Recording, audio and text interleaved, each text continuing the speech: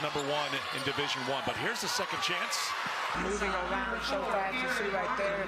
Aliyah Boston starts to go out with Michaela Daniels, sees Spencer open and going to the basket, makes those little plays, and it has no fear. Boston, count it, and the foul. Chance for a three-point play for Aliyah Boston. Patience, Aliyah Boston. You can't guard her, you can't give any space. Barnum jumped to one side, then the other. Ami here. Langerman with the strip. Ami here sticks with it. They stay with it. A lot of teams would complain about a foul in South Carolina. I think they've kind of gotten used to not getting some of those calls and just being able to play through. Boston to Ami here, who finishes the break.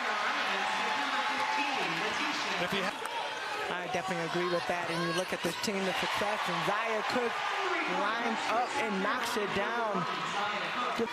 Well, you can look at Boston's eyes and tell that she's locked in. And just into the game and returning to the floor for South Carolina is Camilo Cardozo, who did not play against Ole Miss in the regular season finale due to an injury, and this is what she does. She gets in, she moves her feet, she gets the ball in the air.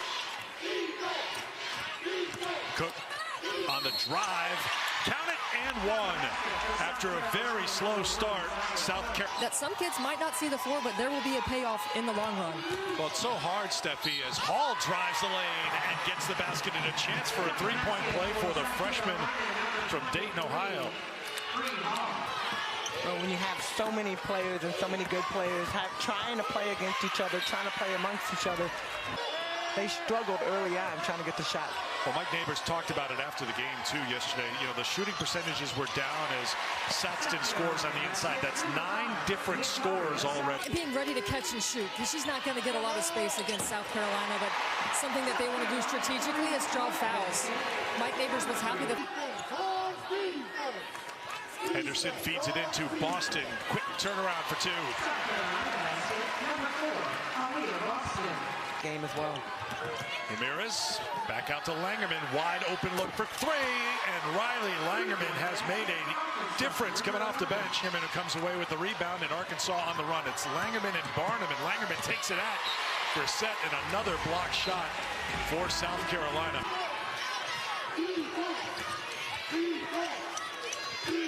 Ami here takes it at Barnum and count it. Not necessarily trying to get set up in the transition game. Aliyah Boston, great job, great pass by Ami here.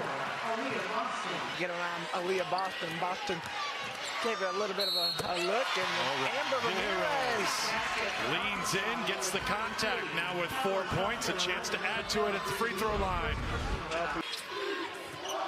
Three-point shot has not been a big part of their offense. Zaya Cook now with 8 points.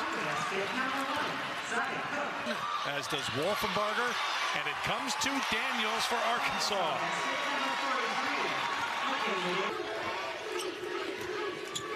Cook will try again. Not this time. Tapped into the hands of Sexton. They are flying in, trying to get those rebounds. Goforth, another open look for Arkansas. This one goes down from Sasha Goforth.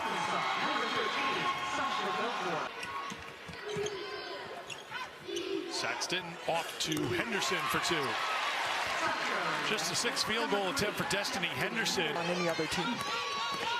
Ramirez drops it down low to Barnum for the 2. So good job by Arkansas. Play there by Amber Ramirez. There's Barnum, takes it at Cardoso, and she returns the favor with the block on the other end. Problem for Arkansas is that South Carolina has been dominant on the defensive end. Daniels finally gets an open look, and Michaela Daniels, Telecast, you'll know why, because I dare speak ill of her alma mater, as Aliyah Boston puts it in. I know you'll get over it. Hall looking to dish instead of score, but now she's left open, says why not? Well, I think the first one wasn't in the flow of the offense, and everybody was looking at the standings. Like, you can't really look at the standing because you don't get to the opportunity to see how these players will impact, and Lily Rossett gets in the middle, and the competition in the SEC is strong. Goforth saw an opening and took it. The drive to the basket, double figures. That's Spencer with 10. That inside, beautifully done. Ami here to Boston.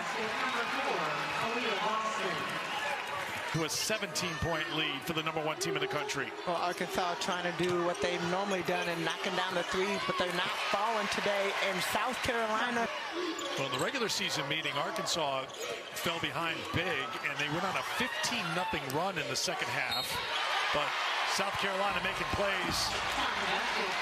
Record knocking down 106 threes. She fit right in right away, and she's had that role of senior leader to go along with sharpshooter this year for Arkansas. This year she hasn't had to just stand out.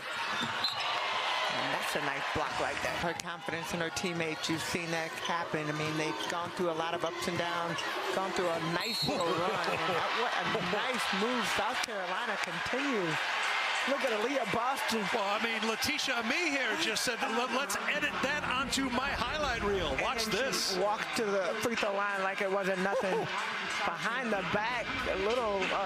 South Carolina making their 9th trip to the semifinals at the SEC Women's Basketball Tournament. 76-54 the final. The #1 team in the country has won 16 games in a row. South Carolina